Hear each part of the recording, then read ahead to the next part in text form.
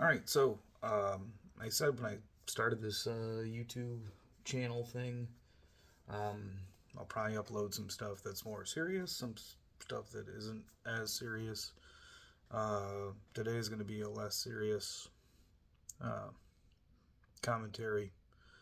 Um, it's more about a summary of the past year. It's really it's about the fact that the AYC weekend just happened, and for those of you who are unfamiliar with what that means, I was elected Commodore of Riverview Yacht Club that I belong to in the year 2022. Some people again don't understand what exactly that means. It's an elected office. You're the head of the board of directors. There are, I believe, 31 um, clubs under the AYC umbrella uh, that follow the same um, follow the same bylaws and fall under that category. So I was fortunate enough to be part of the 2022 class of Commodores of those clubs, including the AYC Commodore himself, um, kind of as the overseer of everything that went on. And I just wanted to take a minute to discuss what an incredible year that was. Um, I have been part of a lot of different organizations, um, part of a lot of different groups, whether they be social or part of a team, part of a workplace, whatever the case may be. Um, this one has been certainly um, unique. Um, like I said, all of us are here because we chose to be here.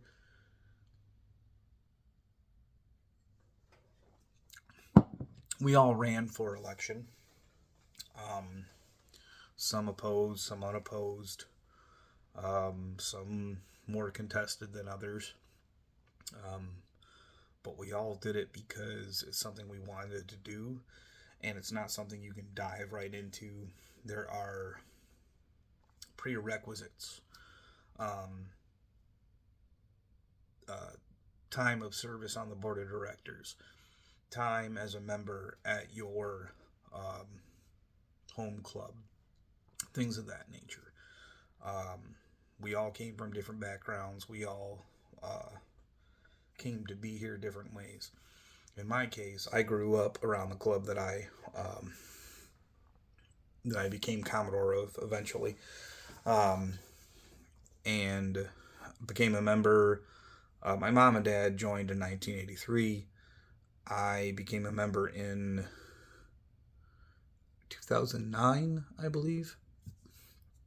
Was first on the board in 2011. Took some time. Had to sort out life, work, um, getting married, wife, kids, trying to have kids, having kids, losing kids. Um, all stories for a different time. Uh, and ended up getting elected in 2022. Um, and it's definitely been an honor and a privilege to serve in that role. Pretty cool. Pretty cool thing. I actually had a really good conversation with Jimmy Greenwood at AYC weekend this past weekend. Um, Past Commodore of Detroit Beach Boat Club, great guy. Him and his wife Stacy, awesome people. Um, but he said, it's an accomplishment. It's really something to be proud of, something to kind of hang your hat on at the end of the day. People chose you, trusted you to be the head of the board of directors for the club that they choose to be a part of.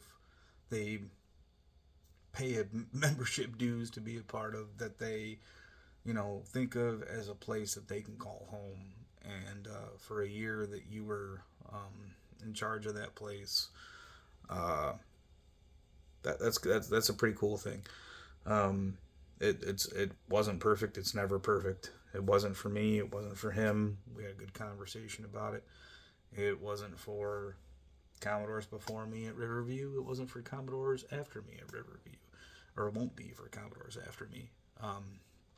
It doesn't have to be perfect. We're all human, um, and we all make mistakes, and we all do things our own way and in our own time. And not everybody's going to agree with it. But reflecting back on this weekend, a very bittersweet moment, um, really cool moment, um, emotional on a whole number of levels. Um, to find a group of people that you interact with, that, I mean, we had different age groups, different walks of life, different backgrounds, different places in their life, and I've never seen a group of people click the way that ours did. I think that's in part, in no small part, to our leadership. I want to thank our AYC Commodore Jeff Upholzer and his lady Terry. Great people, great friends. Um, them being the kind of people that they are, they'll just defer to everybody else. Oh, we didn't do anything. It's all you guys, because that's who they are. But um, that's just a testament again to the kind of people that they've been this entire time. I'm not going to specifically name anybody else from the class, because if I tried to, it would take. I could sit here and talk for hours about this past year. Um, I liken it to, um, because it feels like the end. It feels like we've reached an end. We got so used to seeing each other every weekend, sometimes multiple times a week, different places, doing different things. Um, I'm going to miss the fuck out of everybody when we're not seeing each other all the time. I think there's a lot of people who would probably say the same thing. Um, I it's similar to, though, for me, working in an oil refinery. The people you hire in with, you develop this bond with, and that no matter what or no matter when, you're always going to have this connection to them, and it's like picking up from wherever you left off whenever you see them. Um, for us in the business that I work in, you develop these bonds over the fact that you can, in fact, die every single day. Its potential is there. It has happened. It's happened recently, to someone who I considered a friend of mine and his brother, and it's absolutely tragic that it did. And I don't know. Um, I don't know how far-reaching of an impact it had. It seems like it's a lot, because you're talking about people who were well loved by friends, family, community, and I know how it hit the guys that he hired in with at the refinery that I work at. And I know how I would feel if it happened to anybody who came into the refinery with me. There was, I believe, 14 or 15 of us. Not all of us are still there anymore. The ones who have left are pretty much by choice. It hasn't been, there's been no negative